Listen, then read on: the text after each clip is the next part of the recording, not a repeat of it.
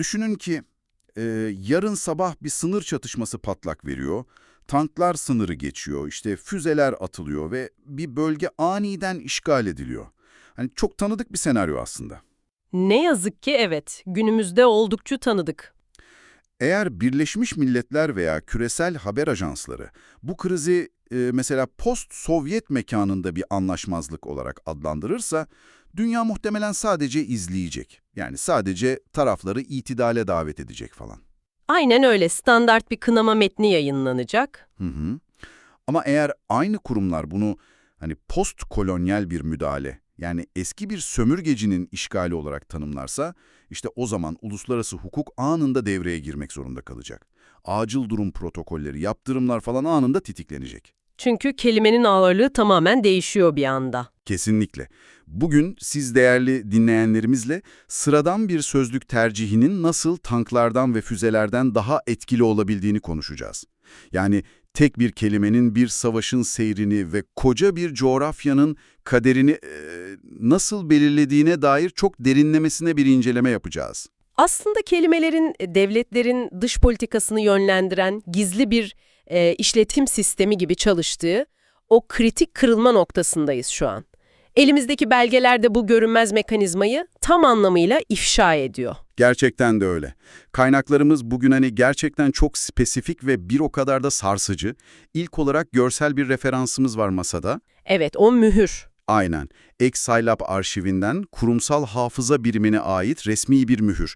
Üzerinde Ek-Scilab International Archival System yazan o ağırbaşlı dairesel yeşil damga. Yani bize tarihi kayıtların nasıl mühürlendiğini gösteren çok güçlü bir sembol. Hı hı. Bir nevi resmiyetin ve hafızanın kanıtı gibi. Kesinlikle. Asıl ana kaynağımız ise bu arşivden çıkarılmış Sapar İklim imzalı çok ilginç bir metin. Başlığı da şöyle: Doküman 3, bir tuzak olarak post-Sovyet dil imparatorlukları nasıl korur? Başlık zaten kendi başına çok iddialı. Çok iddialı. Tabii tam burada hemen şu zorunlu notu düşmeliyim izninizle. Sapar İklim'in metni oldukça keskin. Yani Orta Asya ile Rusya ilişkileri üzerine ağır, hatta radikal diyebileceğimiz politik argümanlar barındırıyor. Doğru, oldukça taraflı bir dil kullanılmış metinde. Evet ve bizim buradaki amacımız asla bir taraf seçmek değil. Yazarın siyasi vizyonunu onaylamak veya reddetmek gibi bir niyetimiz yok. Biz bugün sadece yazarın kurduğu bu argümanın mimarisini inceleyeceğiz. Tamamen tarafsız bir şekilde. Zaten metnin kurduğu o nedensellik bağını sadece kendi mantığı içinde test edeceğiz. Çünkü hani dünyayı gerçekten okuyabilmek, farklı pencerelerden manzaranın nasıl göründüğünü analiz etmeyi gerektirir. O manzarayı sevmek zorunda olmadan tabii. Aynen öyle, o manzarayı sevmek zorunda olmadan, yazarın buradaki çıkış noktası çok net aslında.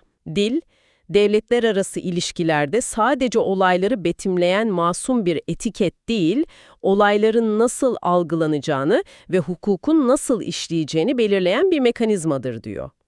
Öyleyse bu mekanizmanın kodlarına biraz inelim istiyorum. Yani 1991'de Sovyetler Birliği dağıldığından beri hepimizin diline pelesenk olan bir kavram var, post-Sovyet. Her yerde duyduğumuz o klasik tabir. Evet, işte post-Sovyet ülkeleri, post-Sovyet coğrafyası falan, haber bültenlerinde duyduğumuz son derece sıradan hani coğrafi bir yer bildirimi gibi duruyor aslında. Neden Sapar İklim bu kadar yaygın bir kelimeyi devasa bir tuzak olarak tanımlıyor? Çünkü iklime göre bu kelime geçmişe sadece bir zaman dilimi olarak bırakmıyor, onu kalıcı bir aidiyet olarak sabitliyor. Yani post-Sovyet dediğiniz anda o coğrafyadaki günümüz bağımsız ülkelerine otomatik olarak geçmişteki bir imparatorluğa zincirlemiş oluyorsunuz. Çok ilginç. Yani onları bağımsız birer aktör olarak görmemizi engelliyor. Kesinlikle. Bölgeyi kendi başına var olan varlıklar olarak değil de eski bir devletin parçaları olarak kodluyorsunuz zihinlerde. Bu da Rusya'nın bu bölge üzerinde hala hani tırnak içinde tarihi bir etki alanı olduğu fikrini koruyan zihinsel bir kalkan işlevi görüyor. Metnin en çarpıcı yerlerinden biri de sanırım bu kelimenin neleri görünmez kıldığını anlattığı kısımdı. Yani tarihi nasıl sansürlediği. Yazar çok spesifik kavramlar üzerinden gidiyor burada. Evet, kelimelerin yerini değiştirerek gerçeği nasıl eğip büktüğümüzü çok iyi anlatıyor orada. Diyor ki, bir coğrafyayı post-Sovyet şemsiyesi altına soktuğunuzda geçmişteki yerel dillerin yasaklanmasını ve işte Rusçanın dayatılmasını asla kültürel yok etme veya asimile etme olarak adlandıramazsınız. Hı hı. Literatür bunu otomatik olarak Sovyetleşme veya modernleşme çabası gibi son derece steril, zararsız bir kılıfla sunar. Evet. Pamuk monokültürü örneği de bu mekanizmanın fiziksel bir kanıtı gibi aslında. O çok vurucu bir örnek gerçekten. Aral Gölü'nü kurutan milyonlarca hektar alanı yerel halkın beslenmesi için değil de sadece merkezin o sanayi ihtiyacı olan pamuk için seferber eden devasa bir sistem düşünün. Dehşet verici bir ekolojik ve insani kriz aslında bu. Kesinlikle öyle. İklim diyor ki bunun post-Sovyet çerçevesinde basit bir merkezi planlama hatası veya ekonomik bir fiyasko gibi okunduğunu görüyoruz. Oysa bu mekanizmaya sömürgecilik penceresinden baktığınızda manzara tamamen değişiyor.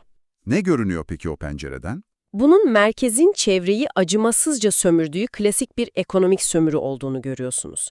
Keza yerel elitlerin, aydınların falan tasfiye edilmesi de öyle. Bunu sömürgeci bir gücün yerel direnişi kırması olarak değil, basitçe rejimin iç muhalefeti bastırması olarak okumaya zorlanıyorsunuz. Kelime, bildiğiniz gerçek travmaların üzerini örtüyor. Anlıyorum. Bu durumu dinleyicilerimiz için kafamızda canlandırmak adına şöyle bir senaryo düşünebiliriz belki. Hani çok baskıcı, manipülatif ve olaylı bitmiş bir evlilik hayal edin. Taraflar boşanmış. Evet. Ama siz o evlilikten zar zor kendi hayatını kurarak çıkan taraflardan birini kendi ismiyle, kariyeriyle, kimliğiyle değil de aradan 30 yıl geçmesine rağmen sürekli eski eş olarak tanımlıyorsunuz. Çok iyi bir analoji bu. Sürekli o eski bağ üzerinden tanımlamak. Aynen öyle. Onu her gördüğünüzde işte şu adamın eski eşi diyorsunuz. Yani bu o kişinin bugünkü bağımsızlığını tamamen yok sayıp onu sadece geçmişteki o sorunlu ilişkisi üzerinden var etmektir. Kesinlikle. Sapar iklimin gözünde de post-Sovyet demek tam olarak bu. Ülkeleri kendi egemenlikleriyle değil, kopardıkları bağlarla etiketlemek. Ve sanırım bu etiketleme metnin 2. bölümünde çok daha karanlık bir sosyolojik zemine çekiliyor. Evet, nesneleşme kavramı devreye giriyor orada. Yani kendi tarihi, ismini, bağımsız hikayesini, özbenliğini kullanamayan bir bölge neye dönüşür sorusu var. Karar veren bir özne olmaktan çıkıp üzerinde karar verilen bir nesneye dönüşür. Tam bu noktada Sapar iklim antropolog Sergey Abashin'den çok kritik bir alıntı yapıyor metinde. Dinleyicilerimiz için onu birebir aktarmak isterim. Tabii, lütfen. Abashin diyor ki, postdöneki, Sovyet döneminin bittiğini ve Orta Asya'nın kademeli bir sürüklenme halinde olduğunu belirtir. Kademeli bir sürüklenme, yani kendi yörüngesini çizen bağımsız bir gezegen değil de Evet, patlamış bir yıldızın etrafında yavaş yavaş yörüngesini kaybedip uzay boşluğunda süzülen bir uydu gibi düşünün bunu. yani kendi iradesi, kendi rotası yok. Sadece bir kalıntı. Uydu metaforu işleyen mekanizmayı cidden çok iyi açıklıyor. Post-Sovyet bir kimlik inşası falan değil, tam tersine bir boşluk tanımıdır. Hı hı. Bu ülkeler sanki hala tam olarak bir şey olamamış, sadece parçalanmış o devasa bütünün enkazlarıymış gibi bir algı yaratılıyor. Kendi başlarına var olamıyorlar, hep o eski merkeze göre konumlanmak, tüm referanslarını oradan almak zorundalar. Ama bir dakika, burada biraz durmamız lazım bence. Benim de itiraz edeceğim bir nokta var burada. Tabii, nedir o?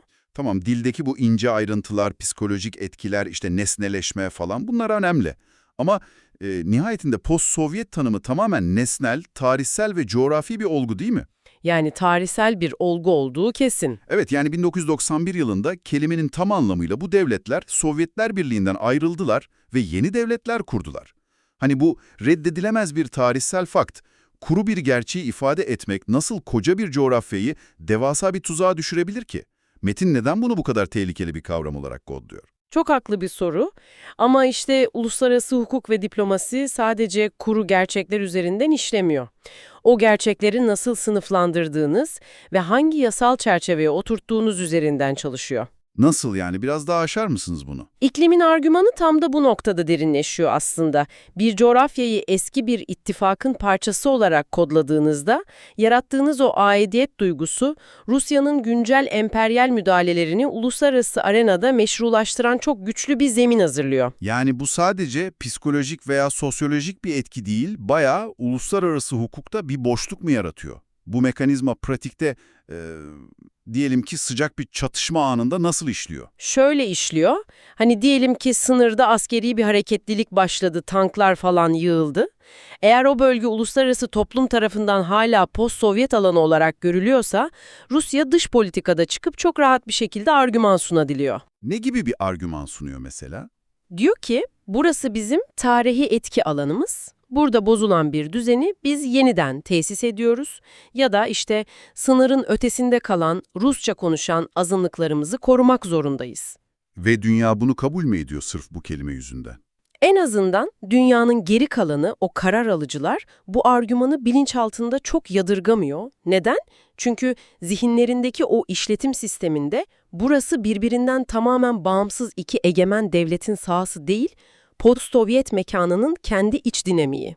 İnanılmaz gerçekten. Bu algı bildiğiniz bir işgali veya dış müdahaleyi sanki hani bir ailenin kendi içindeki çözülememiş bir miras kavgasıymış gibi gösteriyor. Aynen öyle. Çatışma, uluslararası hukukun o katı kurallarının işleyeceği bir devletler arası krizden ziyade hani bölgesel bir iç mesele statüsüne indirgeniyor bir anda. Ve sanırım tam da bu yüzden Birleşmiş Milletler veya o büyük uluslararası mekanizmalar felç oluyor. Anlıyorum şimdi.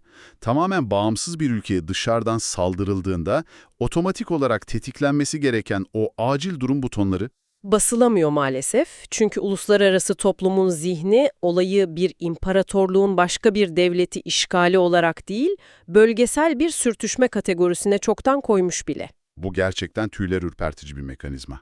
Daha da ilginci, Sapar iklimin metni bu durumun sadece Rusya'nın ürettiği bir strateji olmadığını savunuyor. Tam aksine tüm dünyada 4 farklı kanaldan nasıl sistematik bir şekilde yeniden üretildiğini gösteriyor. 4 farklı kanal mı? Evet, işin en çarpıcı tarafı da şu, batılı kurumlar bunu bizzat kendi elleriyle tamamen farkında olmadan yapıyorlar. Metin bu yapıyı ayakta tutan 4 temel ayaktan bahsediyor. İlki akademi. Batılı üniversiteler kısmı gerçekten çok ironik. Hani dünyanın en prestijli kurumlarında Post-Sovyet Studies yani post-Sovyet çalışmaları diye koca koca departmanlar var. Kesinlikle. İklim diyor ki bölgeyi bu akademi fanusuna hapsettiğinizde onu o devasa küresel sömürgecilik tarihinden yalıtmış oluyorsunuz. Ayrı bir yere koyuyorsunuz. Evet, Orta Asya'yı hani Hindistan'ın, Cezayir'in veya Kenya'nın verdiği o büyük dekolonizasyon yani sömürgecilikten kurtulma mücadelesinin bir parçası olarak okuyamıyorsunuz. Onu kendine has garip kuralları farklı işleyen istisnai bir vaka olarak inceliyorsunuz. Ki bu hani inanılmaz bir çelişki aslında. Aynı batılı üniversiteler Afrika veya Latin Amerika söz konusu olduğunda postkolonyal teori konusunda son derece hassasken, söz konusu Orta Asya olduğunda eski imparatorluğun koyduğu isimle departman açıp o jargonla kez falan üretiyorlar. Maalesef öyle. Peki bu akademik fanus sadece üniversitelerde mi kalıyor? Tabii ki hayır. O bölümlerden mezun olanlar gidip haber merkezlerinin, büyük ajansların başına geçiyor. Bu da bizi sanırım metindeki ikinci ayağı yani medyaya getiriyor. Mekanizma birbirini besliyor sürekli.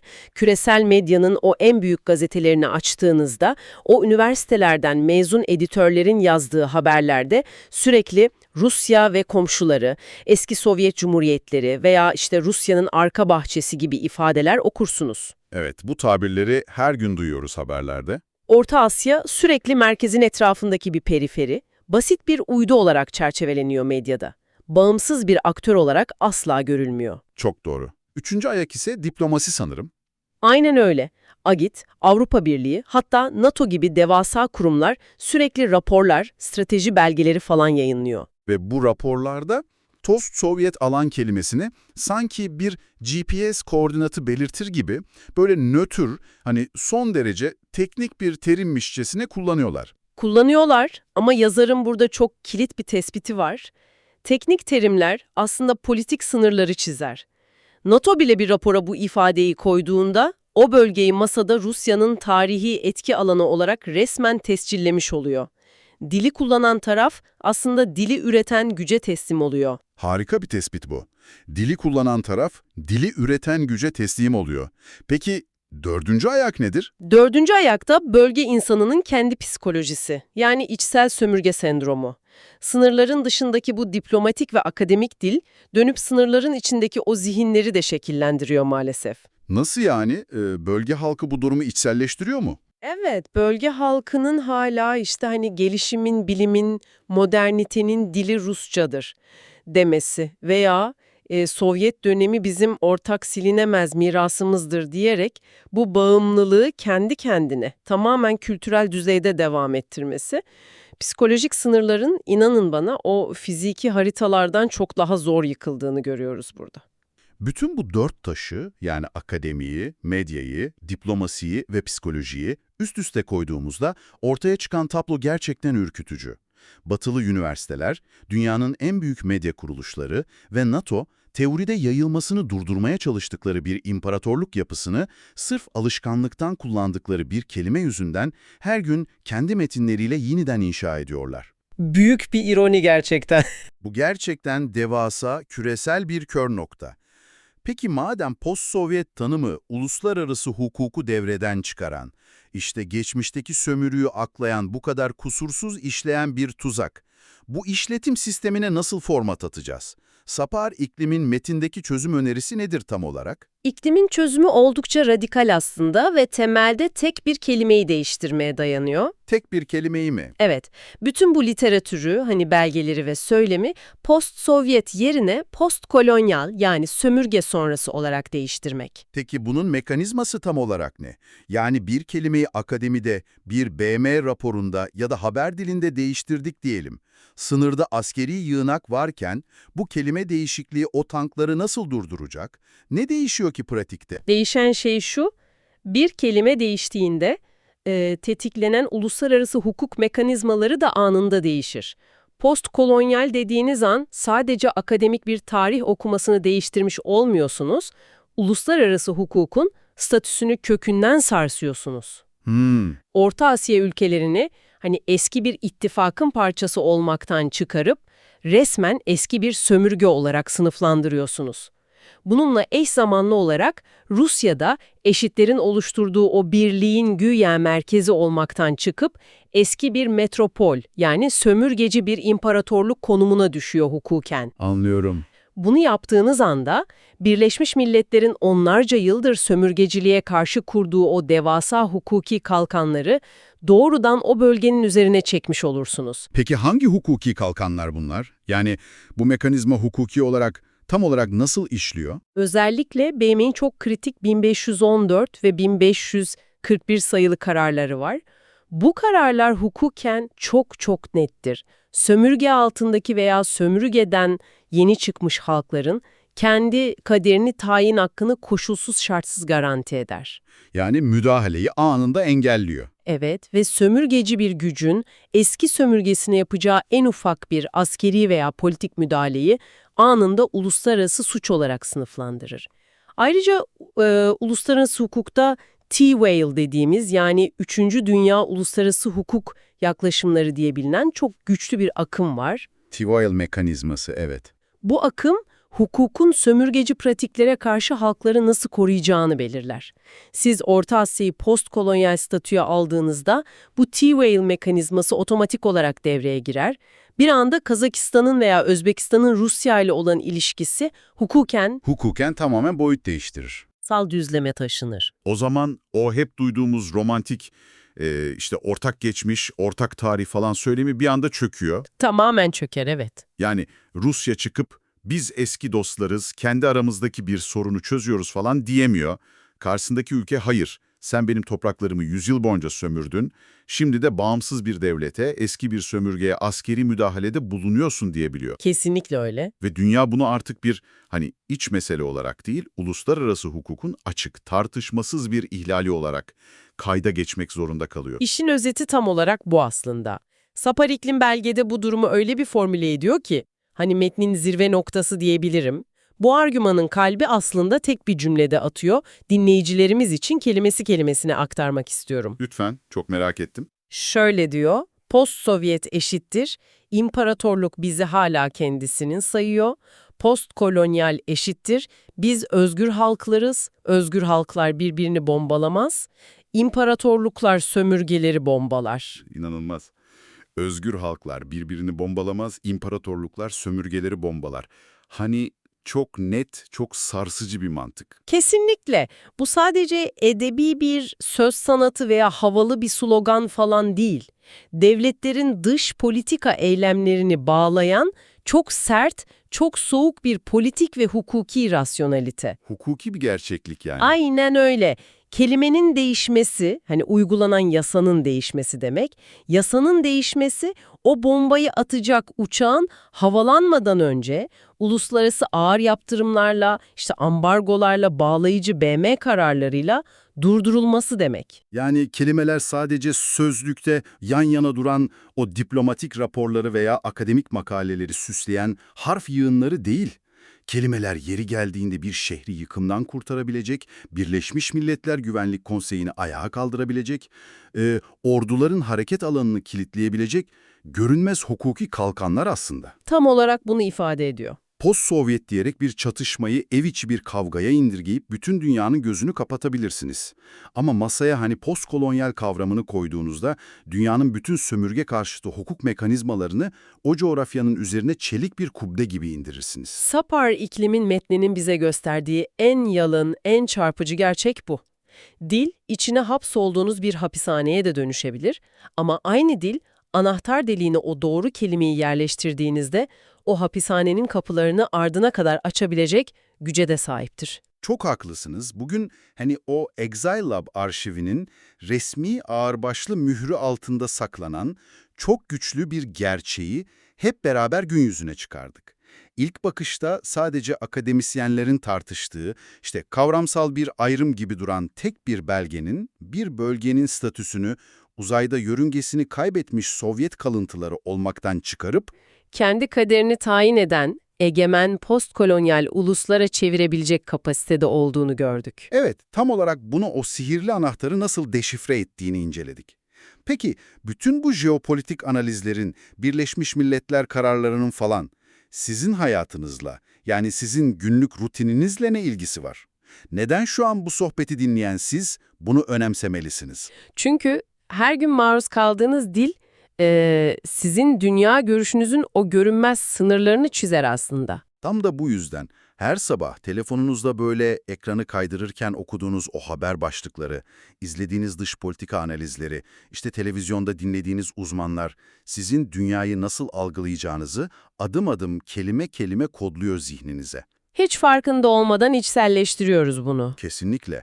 O yüzden bir dahaki sefere Orta Asya, Doğu Avrupa veya dünyanın herhangi bir yerindeki sınır krizi hakkında bir haber okuduğunuzda hani muhabirin veya yazarın kullandığı o minik, masum görünen etiketlere çok dikkatli bakın. Sorun kendinize. Size gerçekten bir bölgenin bağımsız hikayesini, o halkın kendi sesini mi anlatıyorlar? Yoksa siz farkında bile olmadan çoktan yıkılmış olması gereken karanlık bir imparatorluğun hak iddialarını mı zihninize kazıyorlar? Bu çok kritik bir ayrım. Çoğu zaman kendi esaretimizi veya işte başkalarının esaretini ordularla değil, kendi dilimizle, hani masumca kurduğumuz o sıradan cümlelerle yeniden inşa ediyoruz. O yüzden bugün veda etmeden önce bu derinlemesine incelememizi kapatırken size kendi başınıza düşünmeniz için son bir soru bırakmak istiyoruz. Çok yerinde bir soru olacağından eminim. Eğer sadece post-Sovyet yerine postkolonyal demek, uluslararası hukukun kurallarını teorik olarak kökünden değiştirebiliyorsa ve koskoca bir coğrafyanın geleceğini yeniden yazabiliyorsa, düşünün bakalım, şu an dünyada başka hangi coğrafyalarda kulağa son derece akademik, zararsız veya teknik gelen o coğrafi ve tarihi etiketler aslında kanlı imparatorluk miraslarını tam da şu saniye gizlemeye devam ediyor. Ve daha da önemlisi günlük hayatta, haberlerde, arkadaş sohbetlerinde kullandığınız hangi kelimeler, hani farkında bile olmadan, başkalarının esaretini onaylıyor. Dilin aslında o kadar da masum olmadığını sanırım artık çok iyi biliyoruz. Bir kelime dünyayı değiştirebilir mi dedik, bence hepimiz cevabımızı aldık. O kırık kavramların puslu görüntüsü yerine kelimelerle çizilmiş çok daha net bir haritaya bakmayı hiçbir zaman unutmayın. Bizimle bu derine indiğiniz, kelimelerin o altındaki görünmez fay hatlarında bizimle beraber yürüdüğünüz için çok teşekkür ederiz. Ben de çok teşekkür ederim. Gerçekten ufuk açıcı bir sohbetti. Bir sonraki yolculuğumuzda yeni bir derinlemesine incelemede görüşmek üzere, hoşça kalın.